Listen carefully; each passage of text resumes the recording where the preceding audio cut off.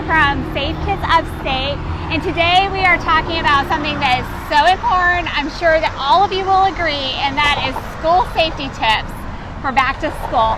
Please give us a thumbs up or tell us in the comments if you can hear us, because we know it's very noisy out here. And before we start, we just want to say, like we were talking earlier, this is not just for parents, because everybody is out driving this time of year. Right. So if you can share this with your friends today and with everybody you know, so that they can also remember some safety tips. Yes. Mm-hmm. So do you want to start us out and tell us a little bit about some of the things that you know from Safe Kids Upstate that is really important for safety? Yeah, so back to school safety, just like Bethany said, is important for everyone to understand. With Safe Kids Upstate, we look at statistics, we examine, research, and approximately a third of pedestrian safety, or really pedestrian fatalities, occur in the fall. So that's like September through November months. That's where a lot of fatalities occur. And so one of our major concerns is pedestrian safety, especially with back to school months. You've probably noticed a lot more traffic on the road due to buses, and then also kids biking to school. So we're going to touch on all of that today while we're talking at Blythe Elementary. We're right across the street from a couple of businesses where parents are not supposed to park. And it even says do not drop off in this area. And unfortunately, it's not just at this school, but several other schools, parents still do tend to drop off their children and have them run across the street, and which is not very safe. So the first thing I really want to talk about is traffic safety with this back to school realm of the month right now that we're in. So traffic is heavy. So carpooling is definitely a major suggestion that we have. Okay. And, with carpooling, we definitely want to make sure parents have the correct seats for the child that they're carpooling. Yes. So booster seats are typically what we see with school-aged children, but at Safe Kids Upstate, we have several inspection stations, so you guys can always check out our inspection stations. Go to safekidsupstate.org/car seats to get that checked. But you want to make sure that the kids have a good routine and that they understand that they should buckle up before you even turn on the ignition. So that's super important. And that's one of those things too, you just assume other parents have the same rules as you, but that's usually a bad assumption. Yes. So it's good to go over it with your kids. It definitely is. And another thing is with buses on the road. Okay. It's very important that drivers understand that they should be vigilant and drive slower when in and around school areas, in and around buses, in and around heavy traffic areas with children, because a lot of injuries and fatalities don't occur on buses, but it occurs going on or off a bus. Okay. I'm sure a lot of people have seen on the news, when buses, or not buses, but, drivers fly by a bus and children, get lucky and, it's a miss. But drivers need to make sure that they are not distracted.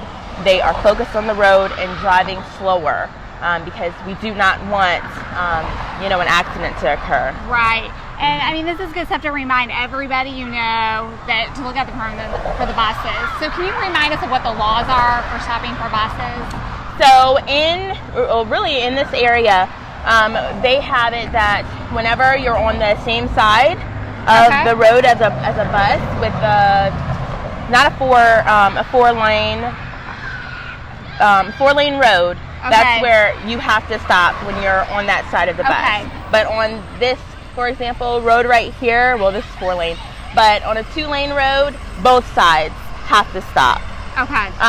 And it's really important, even on a 4-lane road, because some kids may still try to hurry up and run across. Yes. So even though the law does not require you to stop, still just be vigilant, just be wary and make sure that a child is not trying to run across. So with laws, it's not always best practice, but it's still good to have it, especially with a 2-lane road that you are required to stop. Yeah, that makes sense, because we have to remember these are children out there, and you know, we need to be extra careful when there's Yes. kids involved. Yes, yes. And then another thing is with crossing. Okay. So with children, we're right here at a crosswalk. So this one is to and from a neighborhood, and then this one over here is to and from an area where, you know, we have several business parking. So a lot of children tend to run across, even though the crossing guard does not want you to do that, and you should not ever run across a crossing lane area. But we want parents to understand that children 10 and over, that's when they tend to understand how to properly and safely cross an area, a crosswalk. So for children under that age, we recommend going with an adult. Okay, so, you know, even if your child is 9 years old, and even if they're 10, you should judge them based on their developmental level, and also practice with them. So they learn based on their experiences, and if we're running across the crosswalk, they're going to do the same thing. So we want them to understand that they should stop, look left, right, and left again, make sure that this says walk, and then they can walk. Or if there's a crossing guard, make sure that the crossing guard has their hands up for traffic, then they can cross. Okay? So those are just some major tips there. Yeah, and I just wanted to add too, from like our experience, where we live at our house, there's a pretty major intersection near the school. You know, you have to watch for those cars turning, because even though they should yield to you if you have the right to walk, we often find they don't, you know, including traffic turning right. Especially like where I live, we have a high school very close to, so we have a lot of high school teenage drivers. Yeah. And they are not always the best at like following the traffic laws, especially early in the morning if they're late to school. So yes, so with teens, yes, one of those things. So now we're touching on high schoolers. We definitely want to make sure that they understand how to drive safely, and even though they pass the driver's exam and whatnot, and have the keys to the car, one of the recommendations is that as a parent, you should have a formal agreement with your child, saying that if I speed, these are the consequences. You know, you'll take away the keys, no phone, or something like that. But a formal agreement has been shown to, you know, lessen their risk of driving unsafely. And then another thing is distraction. So with teens, you know, we tend to think of, you know, them being on the phone more, but adults, they unfortunately do that too, and so do pedestrians. So, you know, all around, we should be vigilant, whether we're walking, whether we're bicycling, and I don't even know how people somehow use their phone while bicycling. I'd have to have two hands on the bike. But I would crash into something for sure. Right? But we need to make sure that everyone is focused on the road. So with bicyclists, you know, we need to make sure that they're riding on the same side as traffic. So, you know, with pedestrians, we're saying when there's no sidewalks, you need to walk on the opposite side of traffic flow so that you can see what's going on. But for bicyclists, they need to go the same route as drivers. However, there's one caveat with children with the, you know, like 10 and under age of bicycling. First off, they should ride a bike with an adult. You know, an adult should be near them. But and then also it's recommended that they're going on a sidewalk. And especially when crossing the road, they should get off and walk their bike across. So it's just all around, we need to make sure we're focused and put the phones down. We need to make sure we're not rushing across a crosswalk, whether we're a car driver or a child walking to and from school. And then one major thing is, you know, with drop-offs at the school, kids should get out the same side as the school. And most schools do have a policy related to that. But still, sometimes people choose not to abide by these things. And it's good to remind your kids of the policy too. Because it is kind of crazy after school when all the kids are getting dropped off. Yes. So parents, please communicate this information to your friends, to your children, and that, you know, they understand that they should abide by the crossing guard, the crossing signs, walk across the crosswalk, teen drivers put the phone down, abide by the, whatever the road is as far as the mileage goes.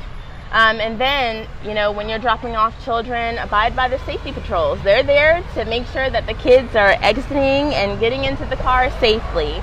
Yeah. And I would like to add, we are having Safety Patrol Day at the Drive. Okay. That's coming up on August 25th. That's Yes. this upcoming Sunday. Okay. Game starts is 3:05, but we will celebrate our safety patrols again. Just to start the school year off pretty great. At 2:45.